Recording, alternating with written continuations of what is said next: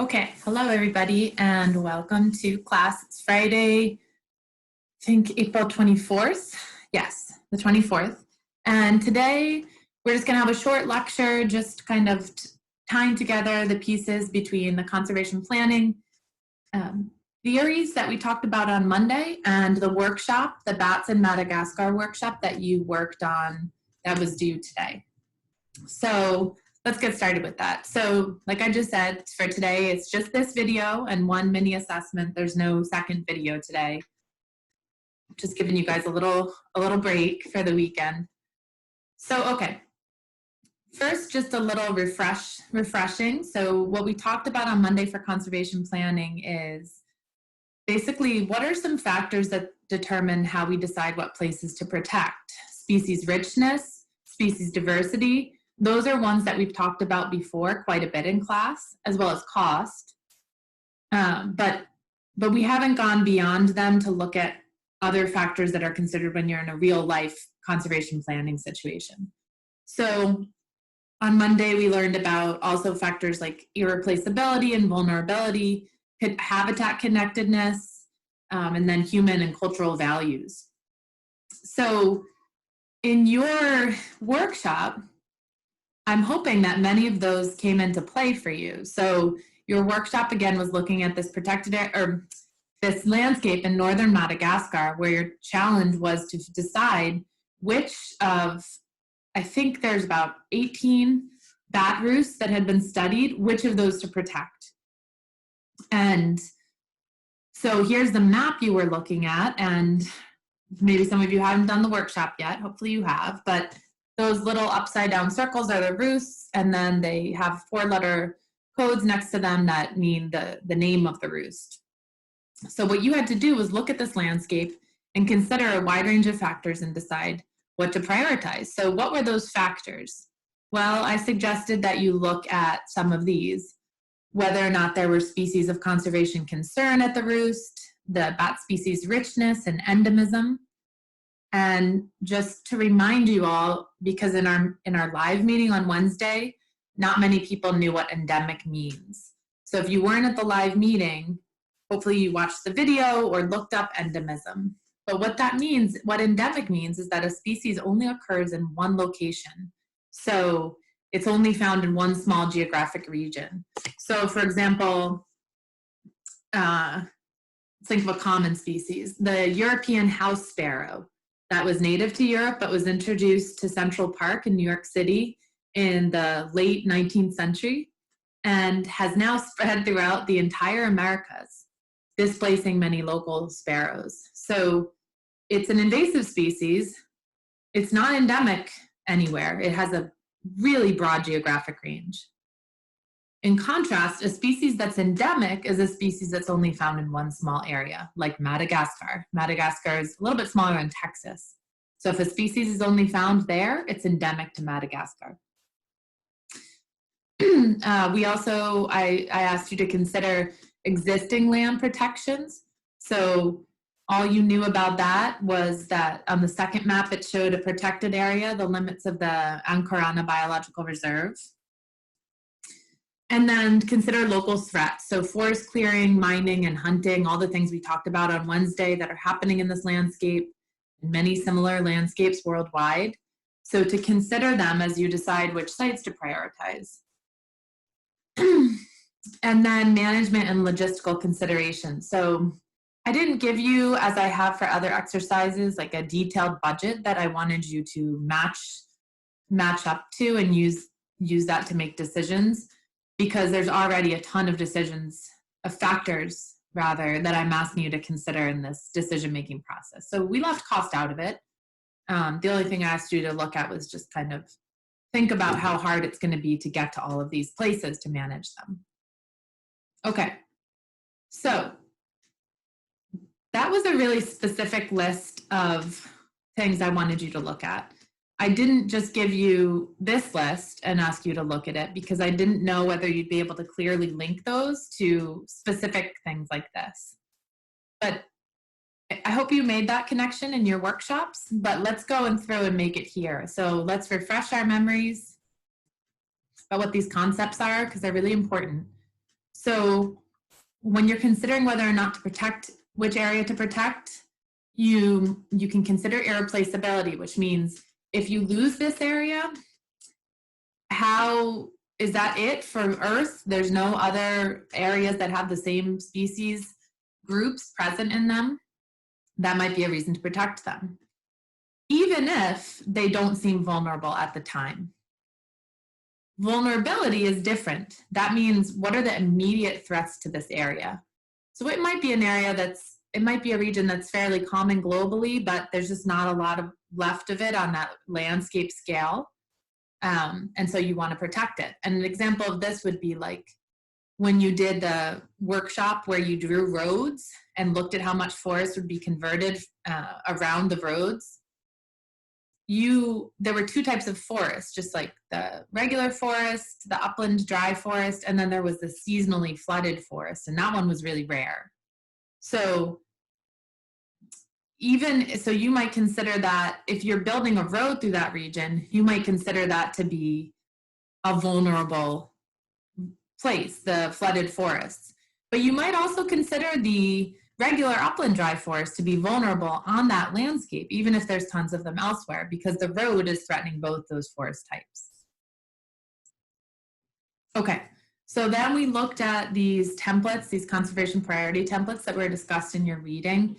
And basically what I wanted you to do and what I was trying to facilitate for you is linking these ideas of irreplaceability and vulnerability to those different conservation priority templates.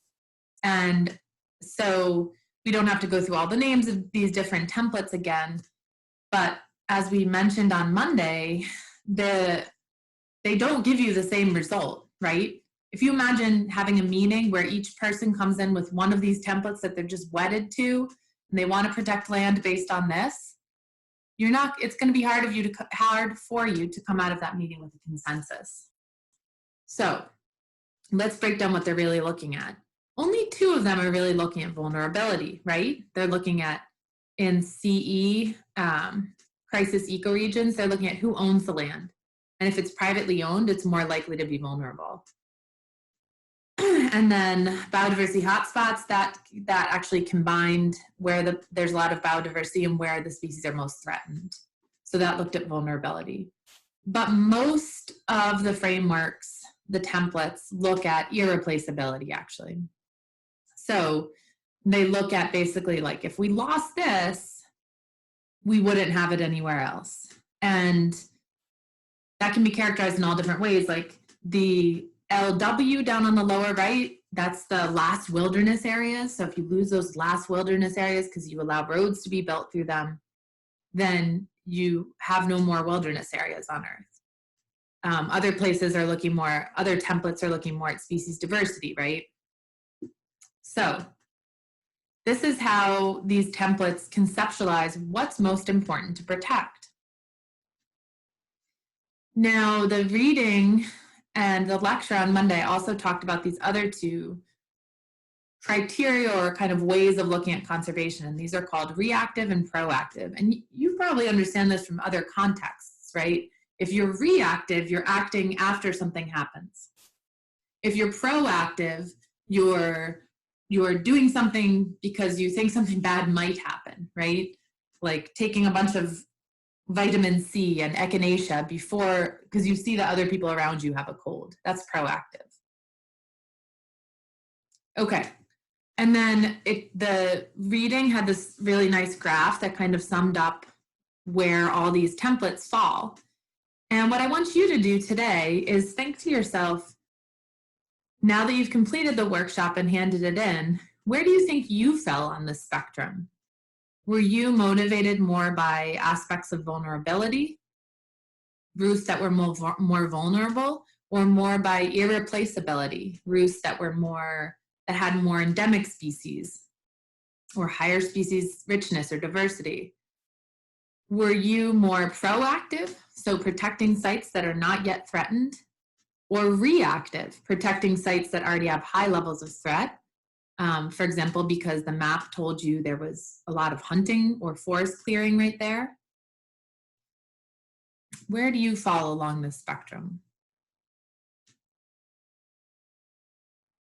So if we were in class, I would ask you to take a couple minutes and write it down and then share with the rest of the class. But since we're not in class, I'm just going to talk you through a couple more points of this. So, I put this here to remind you and myself. The other criteria was connectedness, right?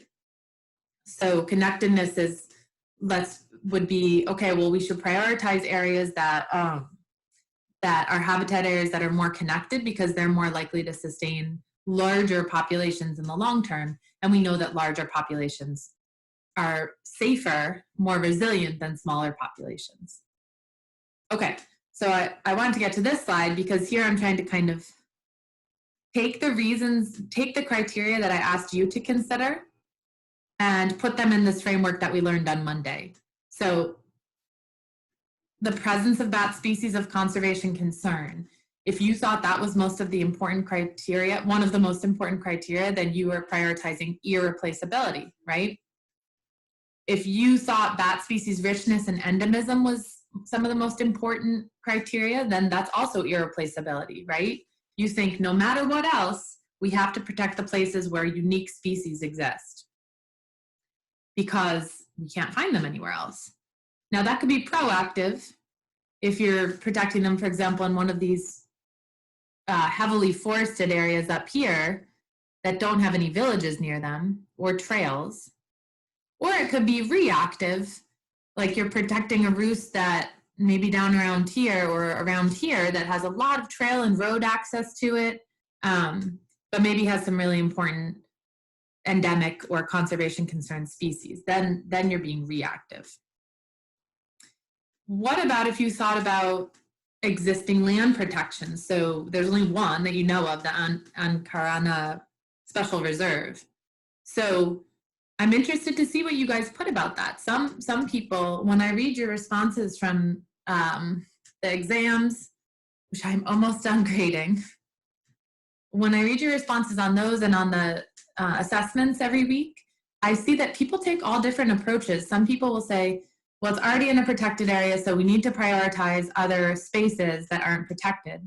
And other people will say, this is already protected. We know it's in good condition. Let's put more resources towards making sure it stays that way. So all of you probably have like some gut reaction when you read these criteria, like, yeah, I know which way I'll go with that one. But there's always different perspectives.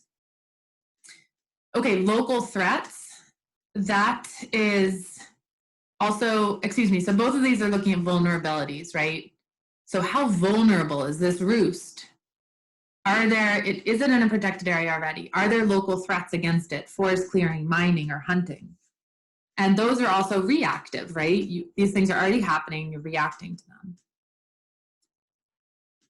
So if you decided to make those criteria some of the most important, then you kind of lean more towards vulnerability and a reactive protective approach. And then that last one, management and logistical considerations.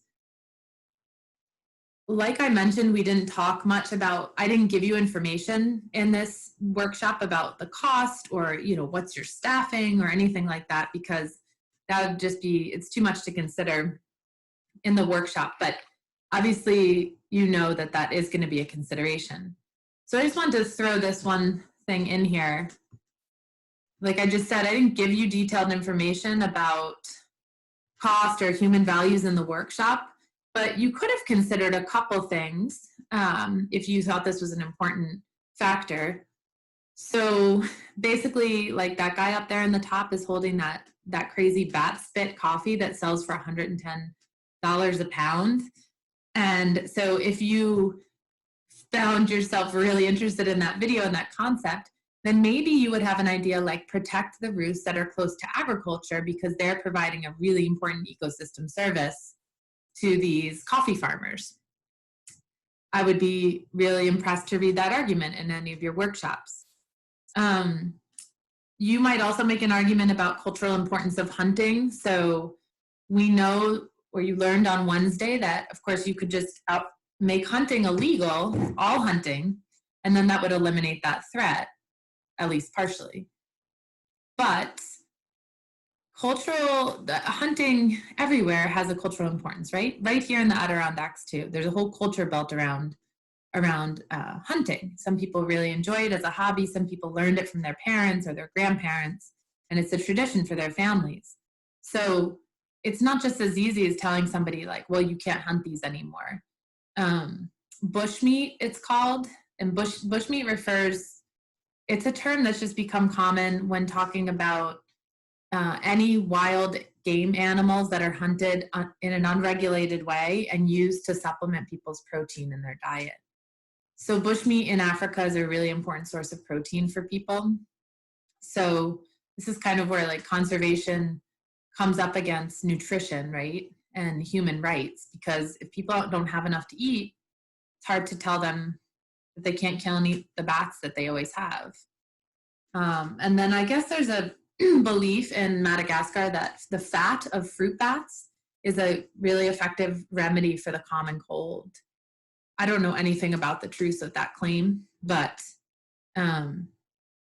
if it is true, then you're depriving people of access to a traditional medicine. So essentially, these are things to consider. Of course, that doesn't mean you should completely forbid hunting, and it doesn't mean you have to say go for broke, do whatever you want. There's some medium level, but you have to consider these things, right? Now, you didn't have to consider these in your workshop report. We didn't talk too much about them, but I'm really interested to see if anybody did. Okay, so that's actually all I have for you for today. For Monday, we're gonna build on what we learned this week about conservation planning, and we are going to look at conservation in human modified landscapes. So this is what my whole master's and PhD was focused on, essentially looking at moving from the paradigm of saying like, this is forest and its habitat, and this is not, and all of the rest is equally bad. It's moving away from that paradigm to say different ways that people use the land can actually benefit species. So how can we achieve like a balance of agriculture and biodiversity in a landscape? So that's your reading for that section. You don't have to read the gray boxes as usual. And for our workshop next week, I'm going to try and make it not about bats, even though that is what I did my research on. We'll give you a break from bats. Okay, thank you, everybody. Please go take the mini assessment, and I hope you all have a great weekend.